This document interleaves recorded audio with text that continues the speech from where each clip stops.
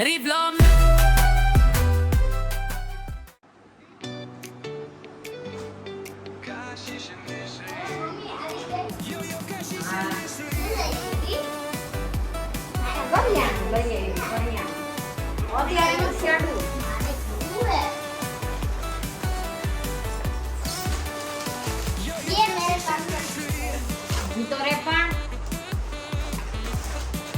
કરિયાણું છે એમાં કાઈ નથી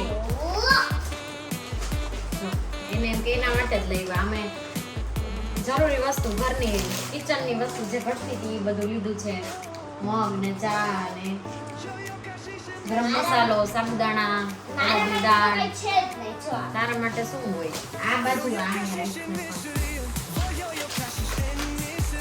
કરિયાણું છે કઠોળ બધું લીધું છે મેં આ છે મિક્સ કઠોળ બધા પૌવા છે બેસન છે આ પૌવા છે ઈ તો હવે આમાં હતી થેલીમાં આ છે મગની દાળ ફતરાવાળી આપણે ખીચડી જે બનાવીએ સોલ્ટ છે અને પાવડર પોન્સનો પૂરો થઈ ગયો ના ખોલવાનો નથી હમણાં પછી આ છે શેમ્પૂ પછી દિવેલ સાબુ પહેલી વાર યુઝ કર્યો તો અમને ફાવ્યો તો બીજી વાર લીધો બાકી અમે જનરલી મેડિમિક્સ જ વાપરીએ છીએ પણ આ વખતે પિયામાં તો પપ્પાને તને ફાવે મને નતો ફાવતો એટલે દિવેલ ફાવી ગયો બધાને તો એ લીધો પછી હેન્ડવોશ છે હિમાલયાનું લીંબુ ફ્લેવરનું છે લેમન ફ્લેવર પછી આ છે તેલ આ છે જૂતા પોલીશ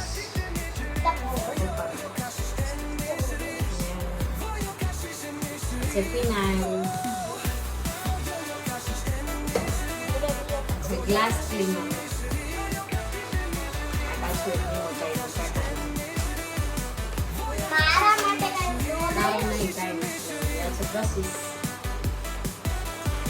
આ તારા હા થેન્ક્સ નહીં કશું છે કેટલી બોટલ ખોઈ છે એ ખબર છે ગણાવું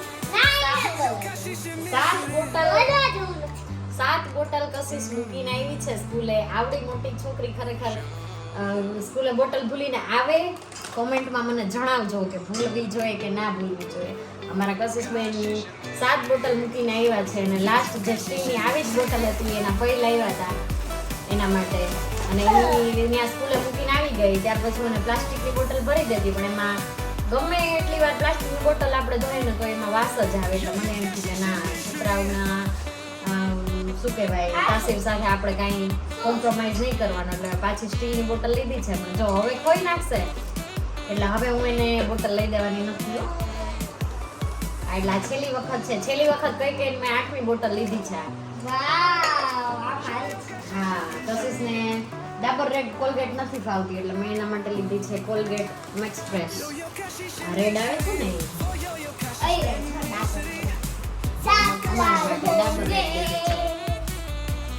અને તોય ઘણું બધું બાકી રહી ગયું કારણ કે વેચીવામાં જાજુ આવે એમ નહોતું એટલે ઘણું મેં નથી લીધું પાછો રાઉન્ડ એકવાર મારીશ ત્યારે પાછું લઈ આવીશ આ મિશ્રી માટે શેમ્પૂ છે અને આ મારું છે તારા પપ્પા માટે સનસ્ક્રીન તારે ન લગાવાય હજી વાર છે આ છે બામ આયોડેક્સ હવે તો આયોડેક્સ જ લગાવવાનું ફેસ પેક તો લગાવવાનો સમય વયો ગયો એવો ટાઈમ નથી હોતો મારે અત્યારે રીલ્સ બનાવે છે ને બધા કે પેલા ફેસ પેક લગાવતા હવે અમારે આયોડેક્સ ગોતવાનું રાતે રોજ સાબુ છે મિશ્રીનો મિશ્રી માટે સાબુ બસ પૂરું અને બાકી ગેંડી સાફ કરવા માટેના પાઉચ આવે છે એનાથી ખરેખર સારી ગેંડી સાફ થઈ છે આ એક પડીકી નાખીને નળ એકદમથી ચાલુ કરી દેવાનો અને થોડીક વાર માટે ચાલુ રાખવાનું સાવ એકદમ ક્લીન થઈ જાય છે અંદર જે આપણે પાઇપ હોય છે એમાં બધો કચરો ઉગડીને ટૂંકમાં એસિડ જેવું કામ કરે છે એટલે બાળકોના હાથમાં ખરેખર નહીં આવવા દેવાનું અને આપણે આનો જે અંદર પાવડર આવે છે ને એ હાથ ઉપર ન લાગવો જોઈએ એ જ પહેલાં આપણે ખોલી અને ડાયરેક્ટ ગેંડીમાં નાખી દેવાનું એટલે આખો પાઇપ એકદમ ક્લીન થઈ જાય આ છે સિક્કા કઈ સાબુ કશીશના પપ્પા છે ક્યારેય શેમ્પુ યુઝ નથી કરતા અને સિકાકાઈ સાબુ વાપરે છે. પહેલા ડોક્ટર વાપરતા, પણ મેરેજ પછી મેં કીધું કે ના, ડોક્ટર ના વપરાય, આ સિકાકાઈ તમે વાપરો. ત્યારથી લગભગ 11 વર્ષ થયા એમના પપ્પા સિકાકાઈ સાબુ વાપરે છે. મિશ્રીબેન જાગી ગયા લાગે. મિશ્રી જાગી ગઈ છે. જો આ કોલગેટ ખાઈ. આવે એટલે હા, તને તો ભાવે જ ને આ કઈ ખાવાની જેવી વસ્તુ. એક સેકન્ડ એને કહું છું પણ હું નાની હતી ત્યારે હું એ કોલગેટ ચાટી જતી. અને આ કશી જ અત્યારે ખાલી કોલગેટ. બાકી તો ઘરની જે છૂટક વસ્તુ આપણે રેગ્યુલર વપરાતી હોય એ બધી વસ્તુ છે. આ બહુ ઉતાવળ થઈ હતી મારે. મિશ્રીબેન ભેગા હતા ને એટલે જલ્દી લઈ લીધું. અને આ છે કેસ્ટિંગ ઓઇલ.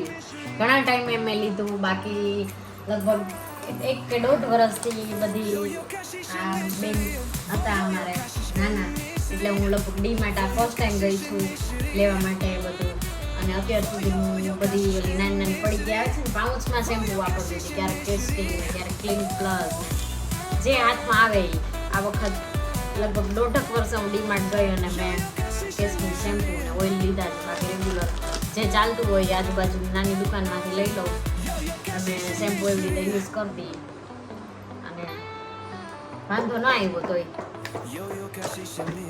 શેમ્પૂમાં કંઈ. એટલે પછી આ વખત કેસ્ટિંગ લીધું, કારણ કે આ કશિશના હેર બહુ ફોલ થાય છે એટલા માટે.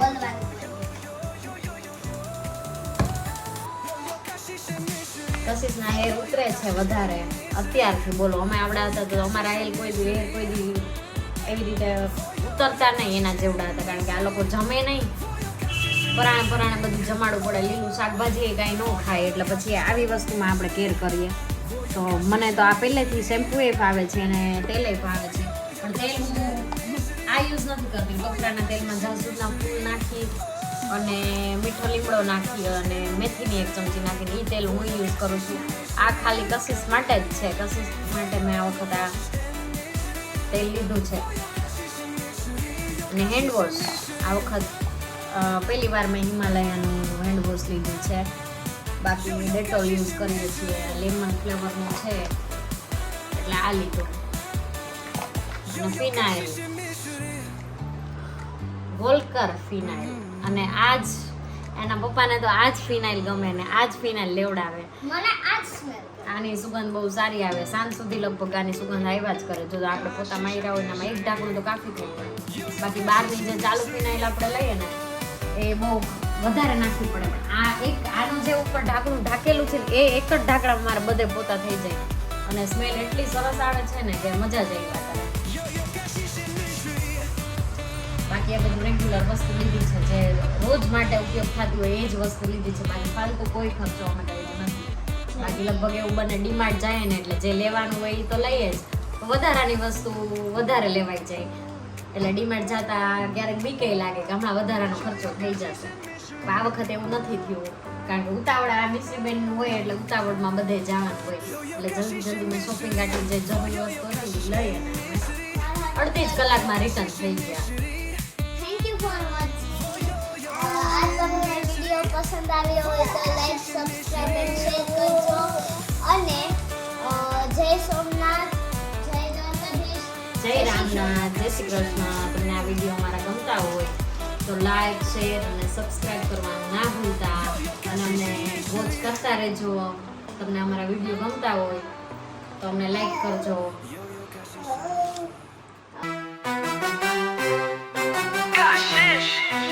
And Miss Rivlom